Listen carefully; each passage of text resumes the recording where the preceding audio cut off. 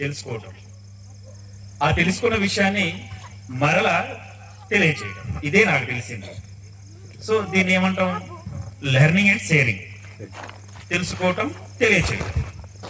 So నేను ఇలాంటి సందర్భాల్లో ఎక్కడైనా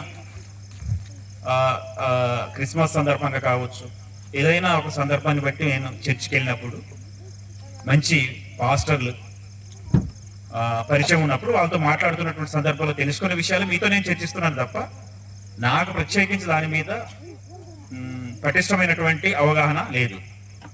సో ఏదైనా నేను మాట్లాడుతున్న క్రమంలో ఏదైనా పొరపాట్లు, చిన్న చిన్న మిస్టేక్స్ ఏమైనా జరిగితే నన్ను క్షమిస్తారని భావిస్తున్నాను. సరే, ఏదేమైనా క్రిస్టమస్ అనేటటువంటిది ప్రతి సంవత్సరం వస్తుంది, పోతూ ఉంటుంది. సో గత క్రిస్టమస్ సందర్భంగా మనం ఎన్నో కార్యక్రమాలు నిర్వహించుంటాం. సో ఈ సంవత్సరం కూడా నిర్వహించుకుంటున్నాం. ఏమొచ్చింది మనలో మార్పు అనేటటువంటిదే ప్రశ్న. సో నేను మాట్లాడుతున్న సందర్భంలో మీకు కొద్ది కొత్తగా ఉంటుంది, కొద్దిగా వింతగా కూడా ఉంటుంది, కొద్ది కోపంగా కూడా రావచ్చు. ఎందుకంటే నేను జనరల్గా ఏం మాట్లాడాలనుకున్నప్పటికీ ఎక్కడ పోయినా ఎవరి మెప్పు కోసం మాట్లాడను, నేను ఎవరు చప్పట్లు కొట్టాలనే ఉద్దేశంతో మాట్లాడను. ఏదైనా మాట్లాడుతున్నానంటే ఖచ్చితంగా మన వల్ల అవతలకి ఏదైనా ఉపయోగం ఉండాలి, అర్థమైందా? అంతే తప్ప మీ దగ్గర నేను మెప్పు పొందడం కోసం, ఏదో 4 రకాలు మిమ్మల్ని మెప్పించడం కోసం మీ దగ్గర నుంచి నేను ఏదో ఆశించి ఏదైనా మాట్లాడితే దానివల్ల మీకేం ప్రయోజనం లేదు, నాకు ఏమీ ప్రయోజనం లేదు. కాబట్టి ఉన్నది ఉన్నట్టుగా మాట్లాడటం అలవాటు, కొద్దిగా ముక్కుసూటిగా చెప్పడం అనేటటువంటిది అలవాటు. అంటే దీనివల్ల ఏమవుతుందంటే కొంత కోపం వస్తుంది నా మీద, కొద్దిగా ఇబ్బంది కూడా కలుగుతుంది. అంటే నిజం అనేది, సత్యం అనేది, ధర్మం అనేది, వాస్తవం అనేది అలానే ఉంటుందా ఉండదా కదా? నిజాన్ని ముక్కుసూటిగా చెప్పినప్పుడు అది ధర్మం అవుతుంది. ఆ ధర్మం మనకు అర్థమైనప్పుడు, దాంట్లో మనం నడుచుకున్నప్పుడు, దాంట్లో మనం జీవించినప్పుడు దానివల్ల ఉపయోగం ఉంటుంది. అంతే తప్ప ఏదో కూర్చున్నాం, వచ్చాం, పోయినాం, విన్నాం అనేటటువంటిది ఉండదు, ఉండకూడదు అనేటటువంటి నా ఉద్దేశం. అందుకనే మాట్లాడుతున్నాం అంటే ఎంతో కొంత నేను వాస్తవాన్ని మాట్లాడాలి. ఆ మాట్లాడేది విన్న తర్వాత మీకు ఎంతో కొంత మీ జీవితానికి ఉపయోగపడాలి. దానివల్ల మీకు ఉపయోగం, దానివల్ల నేను అక్కడి నుంచి ఇక్కడ రావడం వల్ల నాకు ఎంతో కొంత సార్థకత అవుతుంది జీవితంలోనే ఉద్దేశంతోనే మాట్లాడతా. అలాంటి క్రమంలో మీకేమన్నా కొద్దిగా ముక్కుసూటిగా మాట్లాడినప్పుడు ఇబ్బంది అనిపిస్తే నన్ను క్షమించాలి. సో ఇప్పుడు గత క్రిస్మస్ సందర్భంగా మనం కొన్ని నిర్ణయాలు తీసుకొని ఉంటాం, కొన్ని ముఖ్యమైనటువంటి మాటలు విని ఉంటాం, లేకపోతే ప్రతి ఆదివారం చర్చికి వెళ్ళిన తర్వాత గొప్ప గొప్ప విషయాలు, మన జీవితానికి సంబంధించినటువంటి అంశాలు పాస్టర్ గారు బైబిల్ ద్వారా మనకి ఎన్నో విషయాలు బోధించుంటారు. సో ఆ విషయాలు, ఆ వాక్యాలు విన్న తర్వాత మన జీవితంలో గత క్రిస్మస్ సందర్భంగా విన్నటువంటి విషయాలు, ఆ విన్నటువంటి విషయాలు మనం తీసుకున్న నిర్ణయాల్లో మన జీవితంలో ఏమైనా మార్పు వచ్చిందో లేదా ఒకసారి చెక్ చేసుకోండి.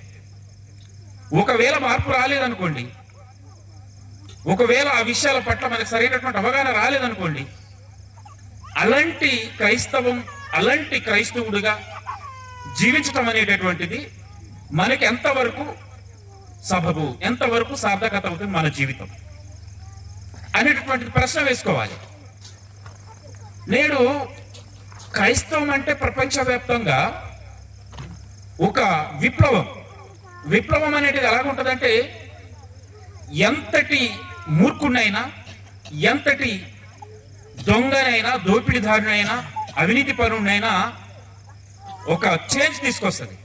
సో అంత గొప్ప శక్తి ఉన్నది ఈ క్రైస్తవానికి, అంత గొప్ప విప్లవాన్ని తీసుకొచ్చేటటువంటి బలమైనటువంటి ధర్మంగా నేడు ప్రపంచవ్యాప్తంగా మరి ఎంతో మంది ఈ ధర్మాన్ని తెలుసుకొని వారి జీవితాలు మార్చుకొని వారి యొక్క మానవ మనసును పొంది మరి ఎంతో ఉన్నతంగా ఎదుగుతున్నటువంటి సందర్భాలు మనం చూస్తూ ఉంటాం. అంటే అంత గొప్ప ధర్మంలో మనం ప్రవేశించిన తర్వాత, అంత సత్యాన్ని మనం తెలుసుకున్న తర్వాత, ఆ సత్యంలో మనం జీవించకపోతే, ఆ సత్యాన్ని అర్థం చేసుకోకపోతే, ఏదో జస్ట్ అభిమానంతో మనము చర్చికి వెళ్ళటం, ఏదో అభిమానంతో మనము ప్రార్థన కూడికలు పాల్గొనటం లాంటి చేయటం వల్ల ఏం ఉపయోగం లేదనేటటువంటిది నా ఉద్దేశం. సో ఎప్పుడు ఇలాగ ఉంటామంటే మనము ధర్మం మీద సరైనటువంటి అవగాహన లేనప్పుడు, ఆ ధర్మం పట్ల సరైనటువంటి అవగాహన లేనప్పుడు ఆ ధర్మబద్ధంగా నడిచేటటువంటి అవకాశాలు ఉండవు. ఎవడైతే ధర్మబద్ధంగా నడుచుకోడో ఆ వ్యక్తి ఖచ్చితంగా గత క్రిస్టమస్ అలానే ఉంటాడు, మళ్ళీ ఈ క్రిస్టమస్ అట్లే ఉంటది, మళ్ళీ 100 క్రిస్టమస్లు జరుపుకున్నా అలానే ఉంటాడు. అలా ఉండటం వల్ల ఏమైనా ఉపయోగం ఉందా? మీరు చర్చికి పోవటం, జీవితంలో మార్పు రావాలా వద్దా? మీరు జీవితంలో నిజమైనటువంటి మార్పు ఎప్పుడు వస్తుందంటే, ఉన్నది ఉన్నట్టుగా, వాస్తవాన్ని వాస్తవంగా, సత్యాన్ని సత్యంగా, ధర్మాన్ని ధర్మంగా, అభిమానంతో కాదు అవగాహనతో తెలుసుకోవాలి. అభిమానం వేరు, అవగాహన వేరు. అర్థమవుతుందా? అభిమానం అంటే చిరంజీవి కాకపోతే మహేష్ బాబు మీద, ప్రభాస్ మీద అభిమానం ఉంటుంది మనకి. వాళ్ళు ఏది రైట్ కొడితే అది రైట్ అయిపోతుంది. అది అభిమానం. ఆడు తప్పు చేసినా కూడా మనోడు కదా, ఆడేది చేసి రైటే, ఇది అభిమానం. కానీ అవగాహన ఏంది? అది మనం అభిమానించే వ్యక్తి అయినా తప్పు చేస్తే తప్పే చెప్పాలి, మంచి చేస్తే మంచే చెప్పాలి. సో ఇప్పుడు అవగాహనతో మనము చర్చికి వెళ్తున్నామా, అభిమానంతో వెళ్తున్నామా అనేది ప్రశ్న ఇక్కడ. సో అభిమానంతో వెళ్తే ఏం ఉపయోగం లేదు, అవగాహనతో వెళ్తే ఉపయోగం ఉంది. ఇప్పుడు నేడు ఇంత గొప్ప సత్యాన్ని, ఇంత గొప్ప ధర్మాన్ని ఎలా అర్థం చేసుకుంటున్నారు ప్రజలు కొంతమంది అన్నప్పుడు, కొన్ని వాట్సాప్లలో, కొన్ని యూట్యూబ్లలో మనం గమనిస్తే వాళ్ళకి అర్థమైంది క్రైస్తవం ఏమిటంటే, నాకు కొన్ని కోరికలు ఉంటాయి, కొన్ని ఆశలు ఉంటాయి, కొన్ని పొందాలనేటువంటి ఇది ఉంటుంది. ఆ క్రమంలో నాకు డబ్బులు కావాలి అంటే ప్రార్థన చేస్తే నాకు 2000 రూపాయలు దొరికినాయి. నేను ప్రార్థన చేస్తే నా ఫోన్లో డేటా వచ్చేసింది. నేను ప్రార్థన చేస్తే గ్యాస్ అయిపోయింది, వెంటనే ఫిల్ అయిపోయింది. ఇవి తీరిపోతున్నాయి అనేటటువంటి అవగాహనని మనం ఎలా అర్థం చేసుకోవాలి? అసలు క్రైస్తవుడు అనేటటువంటి వాడు, క్రైస్తవాన్ని నమ్మినటువంటి విశ్వాసి అసలు దేనికోసం ఆలోచించాలి? తాత్కాలికమైనటువంటి ఏదైతే ప్రయోజనాలు ఉన్నాయో వాటి కోసం ఆలోచించాలా, శాశ్వతమైనటువంటి జీవితాన్ని పొందడం కోసం ఆలోచించాలా? మీరు చెప్పండి ఒకసారి, మీరు దేనికోసం క్రైస్తవాన్ని స్వీకరించాలి చెప్పండి, మొహమాటం లేకుండా చెప్పండి. శాశ్వతమైనటువంటి జీవాన్ని పొందటం కోసమే కదా మీరు వచ్చింది. అంతే తప్ప ఇది నేనేదో ప్రార్థన చేసుకుంటే, పాస్టర్ గారు ప్రార్థన చేస్తే నాకు అది నెరవేరింది, లేకపోతే ఇది నెరవేరింది అనుకుంటే, రేపు అదే పాస్టర్ గారు ప్రార్థన చేసినప్పుడు తర్వాత ఇంకేదో అవ్వదు. అప్పుడు ఏమనిపిస్తుంది మీకు? ఇదేమి క్రైస్తవం, ఇదేమి పాస్టర్ ప్రార్థన అనిపిస్తుందా? అనిపించదా? కదా. అసలు మనం వచ్చింది క్రైస్తవంలోకి దేనికోసము అంటే ఖచ్చితంగా పరలోకం కోసం. పరలోక జీవితం అనేటటువంటిది శాశ్వతమైనటిదా, అశాశ్వతమైనటువంటిదా? శాశ్వతమైనటువంటిది. ఆ జీవితాన్ని పొందటం అనేటటువంటిది ఎలాగుంటే అది దొరుకుతుంది అనే విషయంలో స్పష్టమైనటువంటి అవగాహన ఉండాలి ఒక క్రైస్తవుడిగా. సో ఆ అవగాహన లేని వాడు ఖచ్చితంగా వాడు క్రైస్తవుడు కాలేడు. నిజమైనటువంటి క్రైస్తవుడు ఉండదలుచుకున్నారా? ఏదో నామమార్తంగా పేరుకి క్రైస్తవుడు ఉండదలుచుకున్నారా? మీరు చెప్పండి. నిజమైన క్రైస్తవుడు ఉండాలనుకుంటున్నారా? ఏదో పేరుకి క్రైస్తవుడు ఉండాలనుకుంటున్నారా? నిజమైనటువంటి క్రైస్తవుడు ఉండాలనుకున్నప్పుడు మీలో దినదిన అభివృద్ధి జరగాలి. ధర్మం పట్ల, సత్యం పట్ల, దేవుని పట్ల, కుమారుని పట్ల, పరిశుద్ధాత్మ పట్ల. ఏంటి ఇలాగా ఏ రోజుకి ఆ రోజు మీరు కొత్త ధనంగా అప్డేట్ అవ్వుకుంటూ సత్యాన్ని, ధర్మాన్ని తెలుసుకుంటూ పోతే తప్ప మీరేదో కేవలం ఏదో ప్రార్థన చేసుకుంటే నా ఆరోగ్యం బాగైంది, ప్రార్థన చేస్తే నాకు మంచి డబ్బులు వచ్చినాయి, మంచి ఉద్యోగం వచ్చింది, మంచిగా బండి వచ్చింది, లేకపోతే ఇంకేదో వచ్చింది, దానికోసం నేను క్రైస్తవంలో ఉంటానంటే దానివల్ల ఏమీ ఉపయోగం లేదు. ఇది మీరు అర్థం చేసుకోవాల్సినటువంటి విషయం ఇలా చెప్తున్నాను. ఇక రెండో విషయానికి వస్తే ఏమిటంటే, ఇప్పుడు క్రైస్తవంలో ఏమైపోయిందంటే ప్రతి ఒక్కరు కూడా, అందుకనే నేను చెప్పే మాట కొద్ది ఇబ్బంది ఉంటాయని చెప్తాను. క్రైస్తవంలో ఏమైపోయిందంటే మనము నమ్మినటువంటి దేవుడు మనల్ని రక్షిస్తాడు. మన నమ్మినటువంటి విశ్వాసం ఏదైతే ఉందో, ఎవరైతే యేసు ప్రభు వారు ఉన్నారో ఆయన పాపాన్ని తన మీదకి వేసుకొని మనల్ని రక్షిస్తాడు. ఇదే కదా అందరికి ఉన్నది. అసలు దేవుడు దేనికోసం వచ్చాడు, యేసువారు ఈ భూమి మీదకి ఎందుకు వచ్చారు, నిజంగా మనం దాన్ని ఎలా అర్థం చేసుకుంటున్నాం అనేటటువంటి విషయాల్లో చాలా స్పష్టంగా మీరు పెద్దలు చెప్పేటప్పుడు, పాస్టర్ గారు చెప్పేటప్పుడు ప్రతి ఆదివారం మీరు మంచి ఏకాగ్రతతో వచ్చి ఏ లక్ష్యం కోసం అయితే మీరు దీన్ని స్వీకరించారో ధర్మాన్ని, ఆ లక్ష్యం కోసం మీరు నిరంతరం దృష్టి పెట్టి ఏకాగ్రతతో విన్నప్పుడు అర్థమవుతూ ఉంటాయి. ఏదో పేరుకు వచ్చేసి వెళ్ళటం అనేటటువంటిది ఏదో ఆశ్రయించుకుని వెళ్ళినట్టే ఉంటుంది. కాబట్టి యేసు వారు ఎందుకు వచ్చారు ఈ భూమి మీదకి, యేసు వారు ఈ భూమి మీదకి ఎందుకు వచ్చారు అనేటువంటి ప్రశ్న మనల్ని మనం వేసుకోవాల్సినటువంటి అవసరం ఎంతైనా ఉన్నది. అప్పుడు చాలా మంది ఆలోచనలు ఎట్లా ఉన్నాయంటే, ఏదైతే యథార్థమైనటువంటి పరలోక జీవితం కోసాన్ని తెలుసుకొని మనం దానికోసం జీవిస్తూ దానికోసమే మనం పరితపిస్తూ మన జీవితాన్ని మొత్తం కూడా దాని మీదే పెట్టినప్పుడు ఒక స్పష్టత మనలో ఉంటుంది. అలా కాదు ఈ రోజుల్లో ఎట్లుందంటే, క్రైస్తవంలోకి పోతున్నాము అని మన చుట్టుపక్కల వాళ్ళందరినీ మనల్ని విమర్శిస్తూ ఉంటారు. అసలు మీకు ఎందుకు వెళ్తున్నారు, మీకు ఏం లాభం ఉంది, ఇక్కడ ఉన్నది ఏంది, ఇక్కడ లేనిదేంది, అక్కడ ఉన్నది ఏమిటి అని అందరిని మనల్ని వేలెత్తి చూపెడుతున్నా, అందరిని మనం విమర్శిస్తున్నా, అందరిని మనం వెలేస్తున్నా, మనలో ఉన్నటువంటి స్పష్టమైన అవగాహన లేకపోవడం వల్ల సరైనటువంటి సమాధానం వాళ్ళకి చెప్పేటటువంటి పరిస్థితి లేదు. ఏదో చిన్నగా ఆలోచన చేసి ఏదో తప్పించుకునే ధోరణిలో మనం ఉంటున్నాం, లేకపోతే వితండవాదం చేస్తున్నాం. అలా కాదు, మనము ధర్మం గురించి స్పష్టంగా అవగాహన చేసుకుంటే ఖచ్చితంగా ఆ ధర్మాన్ని అవతలోకి చెబితే అర్థమవుతుంది. మీరు ఒకసారి అన్నయ్య గారిని చూడండి, ఒకప్పుడు ఒక్కడే కదా ఈ ప్రాంతానికి వచ్చాడు, ఎవరు పరిచయం లేదు. కానీ చెప్పవలసినటువంటి పద్ధతిలో ఆయన ఎట్లయితే ప్రయత్నం చేశాడో దేవుని యొక్క సహకారంతో ఈ రోజు ఇంతమంది మీరు ఇక్కడికి హాజరయ్యారు. ఈ సంఘము రోజు రోజుకి ఈ గ్రామాల్లో విస్తరిస్తూ ఉంది. అనేక మంది సేవకులు మరి వచ్చి వారి యొక్క జీవితాలని పెడతా ఉన్నారు.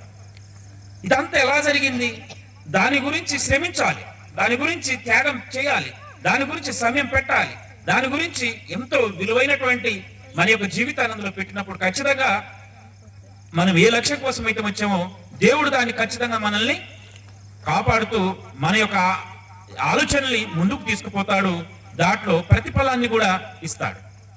ఎప్పుడైతే మనలో ఆ తపన లేదు, ఎప్పుడైతే మనము దానికోసం మనం సమయం పెట్టమో, ఎప్పుడైతే మనము ఆ ధర్మం కోసం మన యొక్క జీవితాన్ని చిత్తశుద్ధితో నిజాయితీగా పెట్టమో, దానివల్ల ఏం ఉపయోగం ఉండదు. అలా వచ్చిన వాళ్ళు చాలా మంది వెనుదిరిగి వెళ్ళిపోయారు, ఏం చేయలేక.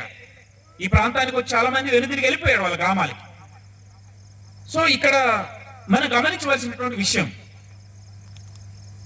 దేవుడు మనల్ని ఈరోజు ఇలాంటి విషయాలు తెలుసుకొని చక్కటి జీవితాన్ని ప్రసాదించాడంటే అది మామూలు విషయం కాదు. చాలా మందికి తెలియదు ధర్మం. చాలా మంది ధర్మాన్ని చెబుతున్నా కూడా పెడచెవిన పెట్టి అదేదో మనకు అవసరం లేదులే అని వెళ్ళిపోతున్నటువంటి వాళ్ళు, దీన్ని వ్యతిరేకిస్తున్నటువంటి వాళ్ళు, విమర్శిస్తున్నటువంటి వాళ్ళు చాలా మంది ఉన్నారు మీరు. కానీ దేవుడు మిమ్మల్ని ఎన్నుకున్నాడు కదా, ఎంత అదృష్టం ఇక్కడ మీకు దక్కింది. మీకు దొరికినటువంటి అదృష్టం వేరే వాళ్ళకి దొరకలేదు.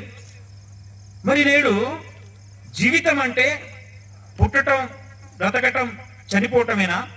చనిపోయిన తర్వాత మరొక జీవితం ఉందా లేదా అనేటటువంటి ఆలోచన చాలా మందికి లేదు.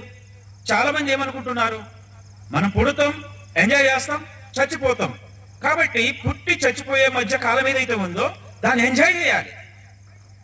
ఇదే తెలుసు చాలా మందికి. కానీ చనిపోయిన తర్వాత అసలైన జీవితం మొదలవుతుందరా అనేటువంటి విషయం మీకు తెలిసింది. చాలా మందికి దీని మీద అవగాహన లేదు, చాలా మంది దీన్ని పట్టించుకోవట్లేదు. మరి మీకు తెలిసినటువంటి సత్యాన్ని, ధర్మాన్ని, విషయాన్ని, యథార్థాన్ని, నిజాన్ని సమాజానికి తెలియజేయాల్సినటువంటి అవసరం ఎంతైనా ఉన్నది. సో ఈ తెలియజేసే క్రమంలో కొంతమంది వినొచ్చు, కొంతమంది వినకపోవచ్చు. అయితే ఎవరు విన్నా వినకపోయినా మన బాధ్యత ఏమిటంటే సత్యాన్ని ధర్మాన్ని ప్రజలకు అందించడం మన బాధ్యత. ఈ బాధ్యత నువ్వు నెరవేర్చవా లేదని దేవుడు అడుగుతాడు. నువ్వు చెప్పినటువంటి విషయం విని ఆయన అర్థం చేసుకున్నాడు లేదా నీకు సంబంధం లేదు. సో మన పని మనం చేసుకుంటూ పోయేటటువంటి క్రమంలో అనేక ఆటంకాలు ఉంటాయి, అనేక ఇబ్బందులు ఉంటాయి, అనేక సమస్యలు వస్తాయి. ఇటువంటి సమస్యలన్నిటిని తట్టుకొని నిలబడ్డప్పుడే మనం నిజమైనటువంటి క్రైస్తవుడుగా మనము ఉన్నట్టు. అలా కాదు, నేను ఒక రోజు చర్చికి వెళ్ళాను, రెండో రోజు నాకు ఏదో సమస్య వచ్చింది, ఆ సమస్య తీరలేదు, మూడో రోజు ఇంకేదో అయింది, ఆ సమస్య తీరలేదు, నాలుగో రోజు ఇంకేదో అయింది, అది తీరలేదు, రోజు రోజుకు సమస్యలు ఎక్కువైపోతున్నాయి, నేను ఆర్థికంగా చితికిపోతున్నాను, అనారోగ్యంలో పడిపోతా ఉన్నాను. ఇలాంటి సందర్భంలో నేను చర్చికి వెళ్ళటం వల్ల నాకు ఏం ఉపయోగం జరగట్లేదు, కాబట్టి నేను వెళ్ళటం అవసరమా, మానేస్తే పోతుంది కదా అని మానేసిన చాలా మంది ఉన్నారు. లేరా? రేపొద్దుట మీలో కూడా చాలా మంది మానేసేటట్టు అవకాశాలు కూడా ఉంటాయి. అసలు మనము దీనికోసమేనా మనం వెళ్తున్నాం చర్చికి అంటే కాదనేటటువంటి విషయం మనం ఫస్ట్ స్టార్టింగ్ లోనే చెప్పుకున్నాం. మనము మన వ్యక్తిగత జీవితంలో బ్రతికున్నప్పుడు సమస్యల నుంచి బయటపడటం కోసం మనం చర్చికి వెళ్ళట్లేదు. ఇది ఫస్ట్ అండర్స్టాండ్ చేసుకోవాలి. దీంట్లో మనం కరెక్ట్ గా లేకపోతే మనం ఉండలేము, ధర్మంలో స్థిరంగా ఉండలేము, జారిపోతాం, ఖచ్చితంగా జారిపోతాం. మనకి కావాల్సిందల్లా ఒకటే ఒకటి, నేను చనిపోయిన తర్వాత శాశ్వతమైనటువంటి పరలోక రాజ్యం ఏదైతే ఉందో అది పొందటం ఒక్కటే నా లక్ష్యం, నా ఆశయం. దానికోసమే నేను జీవిస్తాననేటువంటి ఒకే ఒక తపనతో మనం జీవితాన్ని మనం ధర్మంలో పెట్టాలి తప్ప ఏదో అప్పటికప్పుడు కొన్ని లాభాల కోసం, కొన్ని ఆనందాల కోసం క్రైస్తవంలో ఉంటాను అంటే దానివల్ల ఏం ఉపయోగం లేదు, దానివల్ల ఉండవలసినటువంటి అవసరం కూడా లేదు. అలా ఉండాలనుకుంటే చాలా మార్గాలు ఉన్నాయి, అలా ఉండొచ్చు. ఇది ఒక విషయం. ఇకపోతే మనము క్రైస్తవంలోకి వచ్చిన తర్వాత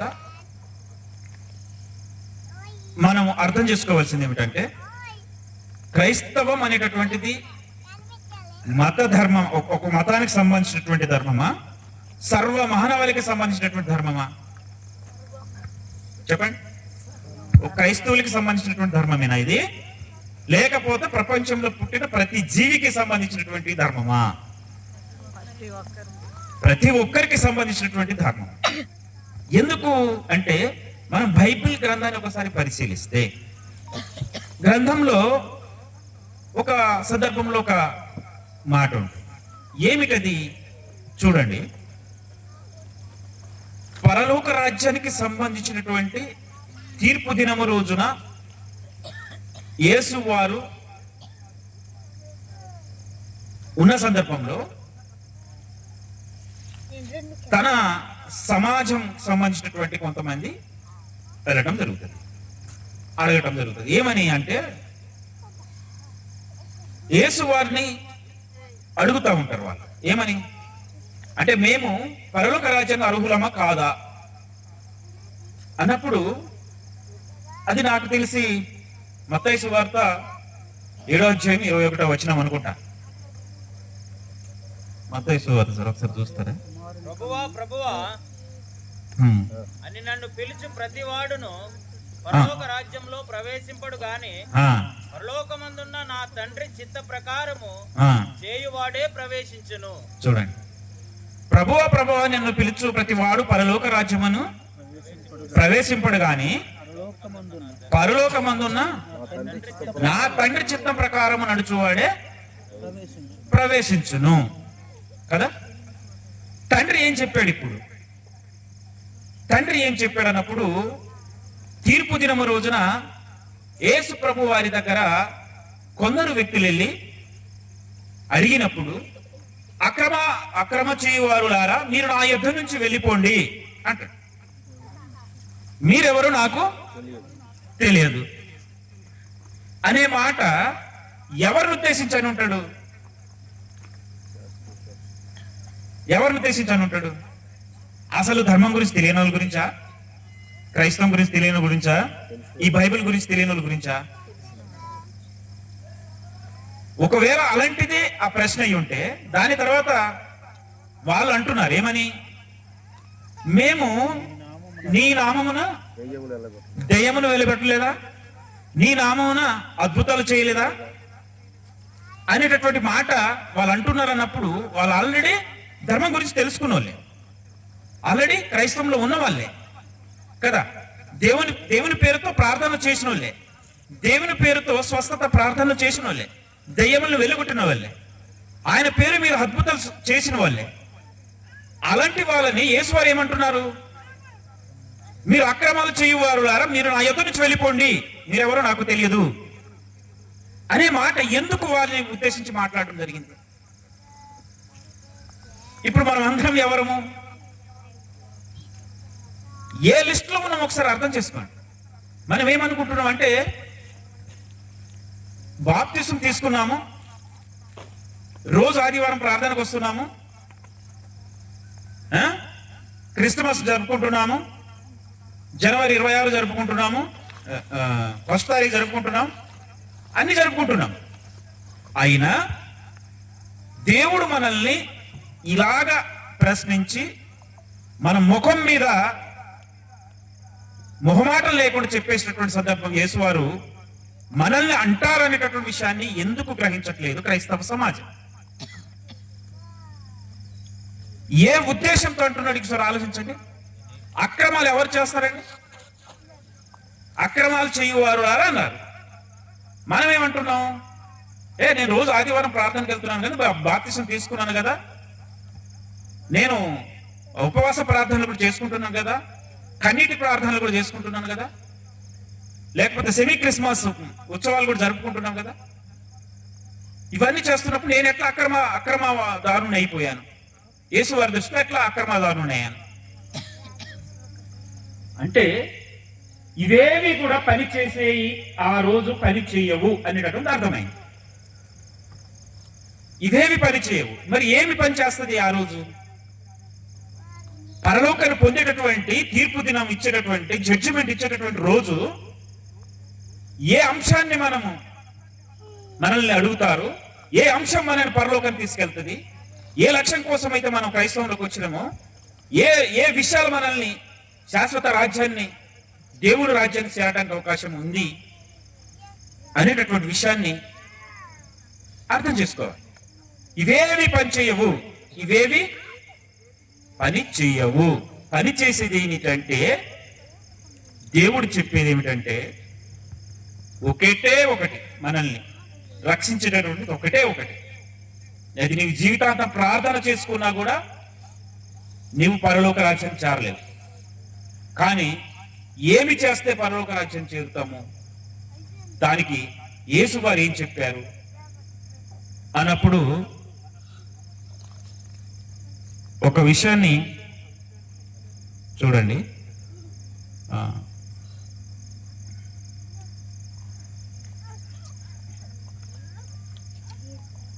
యోహాను 3వ అధ్యాయం 16వ వచనం ఒకసారి చదవండి సార్.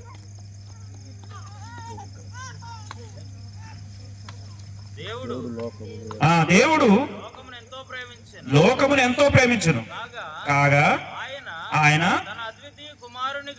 తన అద్వితీయ కుమారునిగా పుట్టిన వాని యందు విశ్వాసముంచు ప్రతివాడును నశింపక నిత్య జీవము పొందునట్లు ఆయనను అనుగ్రహించెను. చూడండి,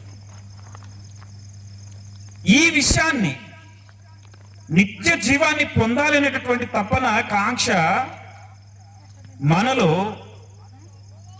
అంత బలంగా ఉన్నప్పుడు మనము చేసేటటువంటి ప్రార్థనలు, మనము చేసేటటువంటి ప్రతిదీ కూడాను తీర్పు దినము రోజున ఎందుకు మనల్ని ప్రశ్నించేటటువంటి పరిస్థితి వచ్చిందో ఒకసారి ఆలోచన చేయవలసినటువంటి అవసరం ఉన్నది. అందుకనే ఒక వీరభద్రంగా ఉన్నటువంటి నేను క్రైస్తవంలోకి వచ్చేసి డేవిడ్ రాజు గాను, లేకపోతే యోహాను గాను, యాకూబు గాను పేరు మార్చుకుంటే పరలోకం వచ్చేస్తుందా? నాకు ఏం మార్చుకోవాలి? పేరు మార్చుకుంటే వస్తుందా? కమ్యూనిటీ నుంచి ఇంకో కమ్యూనిటీకి వెళ్ళిపోతే పరలోక రాజ్యం దొరుకుతుందా? అంత ఈజీనా? నేడు క్రైస్తవ సమాజం మొత్తం కూడా ఇక్కడే దారి తప్పిపోయింది. నేను బాప్తిసం తీసుకున్నాను కాబట్టి నాకు సర్టిఫికేట్ వచ్చేసింది, నేను పరలోక రాజ్యాన్ని పొందినట్టే, నాకు ఇంకా ఏం అవసరం లేదు.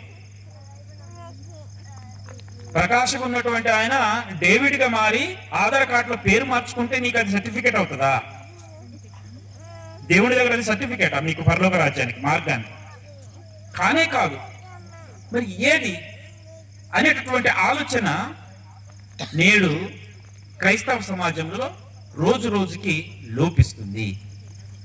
లోపించడం గల కారణం ఏంటంటే స్పష్టమైనటువంటి ధర్మం పట్ల అవగాహన లేకపోవటం, భయం అనేటటువంటిది లేకపోవటం. ఆ భయం ఎప్పుడైతే మనలో లోపించిందో మనకు నచ్చిన విధంగా మనము జీవిస్తున్నాం. పేరుకు మాత్రం క్రైస్తవుని, చర్చికి వెళ్తాను, నేను ఇలాగ ఈ పేరుండే ఇప్పుడు క్రైస్తవంలోకి వచ్చాను, ఈ పేరు పెట్టుకున్నాను కాబట్టి నేను క్రైస్తవుని, నాకు స్వర్గము అంటే పరలోక రాజ్యము వచ్చేసినట్టే. ఒకవేళ నేను ఏదైనా తప్పు చేసి ఉంటే ఆ తప్పుని మోయటానికి యేసువారు ఉన్నారు. నేను చేసిన తప్పులకి ఆయన పాప పరిహారం చెల్లించుకుంటున్నాడు. కాబట్టి నాకు ఇంకా ఏ భయము లేదు, ఏ బాధ లేదు. నేను ఒక బాప్తిసం తీసుకుంటే చాలు, నాకు సర్టిఫికేట్ వచ్చేసినట్టే, నాకు పరలోకం వచ్చేసినట్టే. ఇలాగ ఉండటం వలన ఈ సమాజంలో క్రైస్తవుడిగా పేరుకి మాత్రమే ఉన్నామా తప్ప నిజమైనటువంటి క్రైస్తవుడిగా జీవించట్లేదు. ఎవరైతే వాస్తవమైనటువంటి నిజమైనటువంటి క్రైస్తవుడిగా జీవిస్తాడో ఆయనకు మాత్రమే పరలోక రాజ్యము లభిస్తుంది. నిజమైనటువంటి క్రైస్తవుడుగా జీవిస్తున్నాడు అనటానికి మరి ఏంటి కొలమానము అన్నప్పుడు ఖచ్చితంగా మనము ఏదో పేరు మార్చుకోవటం కాదు, మన క్యారెక్టర్ని మార్చుకోవాలి. ఇది క్రైస్తవంలో అత్యంత ప్రధానమైనటువంటి విషయం. ఇప్పుడు అంత భక్తితో దైవం అంటే అంత భక్తితో జీవించినటువంటి వాళ్ళు యేసు వారు తిరస్కరించడానికి కారణం వాళ్ళ దగ్గర అన్నీ ఉన్నాయి. ఏమున్నాయి? దైవికంగా ధర్మపరంగా చేయవలసినటువంటి ప్రతిదీ చేశారు, కానీ వాళ్ళ దగ్గర లేనిది ఏంటో తెలుసా? క్యారెక్టరు లేదు. అందుకనే బైబిల్లో ఒక మాట ఉంటుంది, నీతిమంతులు దేని పొందుతారట? పరలోక రాజ్యాన్ని పొందుతారు. అనీతిమంతులు నిత్య మరణాన్ని, నరకాన్ని పొందుతారు. బైబిల్ ఏం చెప్పింది ఇక్కడ? క్రైస్తవులు స్వర్గాన్ని పొందుతారా? ఎవరు పొందుతారు? నీతిమంతులు పొందుతారన్నారు. క్రైస్తవులు కాని వారు నరకాన్ని పొందుతారా? కాదు, అనీతిమంతులు అన్నాడు. ఇక్కడ ఏంటిది? క్యారెక్టర్ని చెప్పాడు. ఇక్కడ దేవుడు ఏం చెప్పాడు? క్యారెక్టర్ని చెప్పాడు. బాప్తిసం తీసుకున్న వాళ్ళు అనలే, చర్చికి వచ్చేటప్పుడు అనలే, క్రైస్తవులుగా పిలువబడుతున్నటువంటి వాళ్ళు అనలే, భద్రంగా ఉన్న డేవిడ్గా పేరు మార్చుకున్నాడు అనలే. ఓకే, ఇక్కడ ఆయన చెప్పింది ఏంటి? దేవుడు నీతిమంతులు మాత్రమే పరలోకానికి వస్తారు, అనీతిమంతులు నరకానికి వెళ్తారు. దేని గురించి చెప్పాడు ఇక్కడ? యేసు వారు కరెక్ట్గా గుర్తించి అక్కడ అక్రమాలు చేయువారులారా అనడానికి గల కారణం ఇదే. మీరు ప్రతిరోజు చర్చికి వస్తారు, రోజు మీరు ప్రార్థన చేసుకుంటారు, క్రిస్మస్ పండుగని అద్భుతంగా జరుపుకుంటారు, కానీ మీ క్యారెక్టర్ ఇలాగ లేదే, మంచిగా లేదే. కాబట్టి మీరు అక్రమాలు చేసే వాళ్ళని, మీరు నిత్యము ప్రార్థనలు చేసినా మీ క్యారెక్టర్లో మార్పు రాలేదు. కాబట్టి మీరు అక్రమాలు చేసేవారు, కాబట్టి మీకు అర్హత లేదు, స్వర్గానికి పొందే అర్హత మీకు లేదు. కాబట్టి నా యొద్ద నుంచి వెళ్ళిపోండి అని చెప్పడం జరిగింది. ఇదే ప్రశ్న రేపు నీకు నాకు అందరికీ వర్తిస్తుంది. ఇదే దుస్థితి, ఇదే పరిస్థితి మనం అందరం కూడా ఎదుర్కోబోతున్నాము. కాబట్టి మనం చర్చికి వెళ్తే సరిపోతుందా, లేకపోతే క్యారెక్టర్ మార్చుకోవాలా అనేటటువంటిది మనం డిసైడ్ చేసుకోవాలి. ఎప్పుడైతే మన క్యారెక్టర్ని మార్చుకుంటూ పద్ధతిగా తీసుకుపోతామో అప్పుడు మాత్రమే మీరు అనుకున్న, నేను అనుకున్నటువంటి శాశ్వత స్వర్గం పరలోకం ఏదైతే రాజ్యం ఉందో దేవుని రాజ్యం అది మనకి లభిస్తుంది. సో దానికోసం కదా మనం ఈ రోజు ఇక్కడ కూర్చున్నాం, దానికోసం కదా మనం రోజు ప్రతి ఆదివారం చర్చికి వెళ్ళేది, దానికోసం కదా మనం క్రిస్మస్ సెమీ క్రిస్మస్ సంబరాలు చేసుకుంటున్నాం. అదే దొరకనప్పుడు మరి ఏం ఎందుకు అంటున్నా నేను? అది దొరకాలంటే మన పేరు మార్చుకోవటం కాదు, ఇంకేదో చేయటం కాదు. మన జీవితంలో గత క్రిస్మస్ రోజున నా దగ్గర చెడు ఉంటే ఈ క్రిస్మస్ రోజున ఆ చెడు ఉండకూడదు. ఇది క్యారెక్టర్ మార్పు అంటే. ఓకే, ఈ క్రిస్మస్ ఇంకేమైనా తప్పిదాలు ఉంటే వచ్చే క్రిస్మస్ కల్లా నేను పూర్తిగా మారిపోవాలి. ఇది మన క్యారెక్టర్ మార్పు అంటే. దీన్ని కోరుకుంటున్నాడు దేవుడు. దీనికోసమే యేసు వారు మాట్లాడినటువంటి సందర్భాన్ని మనం ఇంతకు ముందే చేసుకుంది. కాబట్టి మిత్రులారా, సోదరులారా, సోదరుమణులారా, నేను ఫైనల్ గా చెప్పేది ఇంకా ఎంతో మాట్లాడుకోవచ్చు కానీ ఇది సమయం కాదు. ఇంకెప్పుడైనా వచ్చినప్పుడు చాలా విషయాలు డిస్కస్ చేసుకుందాం.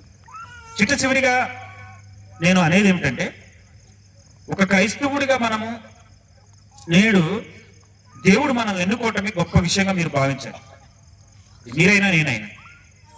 సో క్రైస్తవం అనేటటువంటిది ఓ దేశానికో ఓ మతానికో సంబంధించిన గ్రంథం కాదు. ఇది మొట్టమొదటి మానవుడి దగ్గర నుంచి చిట్ట చివరి ప్రళయ దినం వరకు ప్రతి ఒక్కరికి సంబంధించినటువంటి ధర్మం ఇది. ఇది కేవలం క్రైస్తవులకు ధర్మంగా నేడు మనము ప్రొజెక్ట్ చేస్తా ఉన్నాం కాదు. మనది ఈ రోజు నుండి చెప్పవలసింది ఏంటంటే, ఇది క్రైస్తవులది కాదు, సర్వ మానవాళి ధర్మంగా మనం చెప్పాలి. ఎందుకు చెప్పాలంటే, దేవుడు అనేటటువంటి వాడు మంచి చెడునే చూస్తాడు. మంచి చెడు అనేటటువంటిది కేవలం చర్చికి వచ్చే వాళ్ళ దగ్గర, ముస్లింల దగ్గర, హిందువుల దగ్గర కాదు. ఎక్కడ చెడు ఉంటే ఆ చెడు ఖండిస్తుంది ఈ ధర్మం, ఎక్కడ మంచి ఉంటే ఆ మంచిని ప్రబోధిస్తుంది ఈ ధర్మం. సో ఈ మంచి చెడు అనేటటువంటిది ఎక్కడైనా ఉంటది. ఆ చెడుని రూపుమాపటం కోసం మనం పని చేయవలసినటువంటి అవసరం ఉంది. ఎవరైతే మంచి జీవితాన్ని గడుపుతారో వారు ఖచ్చితంగా రక్షించబడతారు. ఎవరైతే చెడుని మరి ప్రోత్సహిస్తారో, చెడులో జీవిస్తారో వాళ్ళు ఖచ్చితంగా శాశ్వత నరకానికి పోతారనేటటువంటి పద్యం ఇది. ఇందులో ఎటువంటి సందేహం లేదు. సో ఈ యొక్క సత్యాన్ని మనము ప్రజలకు తెలియజేయవలసినటువంటి అవసరం ఎంతైనా ఉన్నది. ఇలాంటి క్రమంలో మనము పూర్తిగా ధర్మాన్ని తెలుసుకున్నాం. మనం ఏమనుకుంటాం అంటే, తెలిసిన నాలుగే కానీ మొత్తం మాకు వచ్చేసింది అనేటటువంటి అహం వచ్చేస్తూ ఉంటాం. మాకు తెలిసిన తప్ప ఇంకెవరికి తెలియదు అనేటటువంటి అహంకారాన్ని మనం ప్రదర్శిస్తూ ఉంటాం. లేదు, మనకి ఏమీ తెలియదు, మనకి ఏమీ తెలియదు, మన జీవితం సరిపోదు ధర్మం తెలుసుకోవాలంటే. కాబట్టి ఎప్పుడు మనము ఉత్సాహంతో పెద్దలు చెప్పినటువంటి ప్రతి విషయాన్ని గ్రహిస్తూ ఆలోచిస్తూ ముందుకు పోవాలనేటువంటి విషయాన్ని తెలుసుకోవాలి. అలా తెలుసుకున్నప్పుడే మన క్యారెక్టర్ బిల్డ్ అవుతుంది. అలా తెలుసుకుంటూ పోతున్నప్పుడే మనకి రక్షణకి దగ్గరకు వెళ్తాము తప్ప మనల్ని వేరే ఎవరు రక్షించరు. మన క్యారెక్టర్ మనల్ని రక్షిస్తుంది. మనం ఆటోమేటిక్లీ మన జీవితంలో ఒక కొత్త మార్పు వచ్చేస్తూ ఉంటది. కొత్త మార్పు. మీరు చూడండి, యేసు వారిని శిలువ మీదకి ఎక్కించిన తర్వాత యేసు వారు చెప్పేటటువంటి ఒక గొప్ప అద్భుతమైనటువంటి మాట. అసలు ఆ ఒక్క మాట చాలు మన జీవితాన్ని మార్చేయడం. ఆ ఒక్క మాటని కనుక మనం ఖచ్చితంగా మన జీవితంలో అలవర్చుకుంటే మనకు తెలియకుండానే మన మిస్టేక్స్ అన్ని కూడా సెట్ అయిపోతా ఉంటాయి.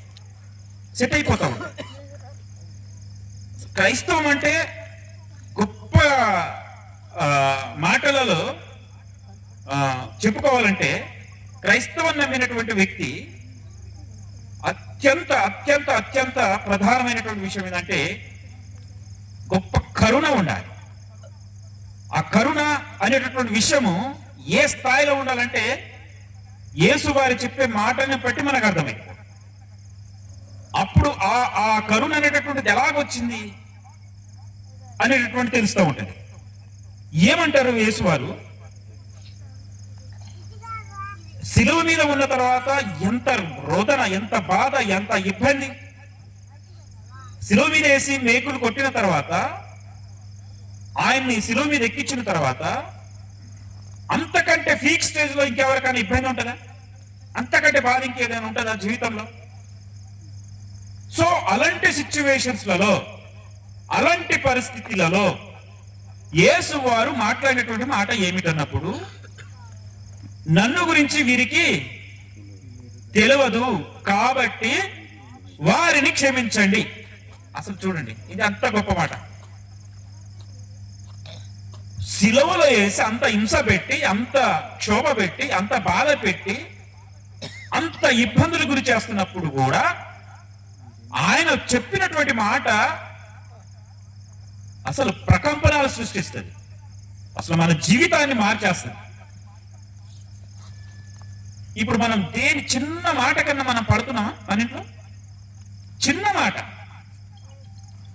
మన ఏమర్థమైంది? మనకి యేసు వారి యొక్క త్యాగము, మనకి ఆయన పడినటువంటి వేదన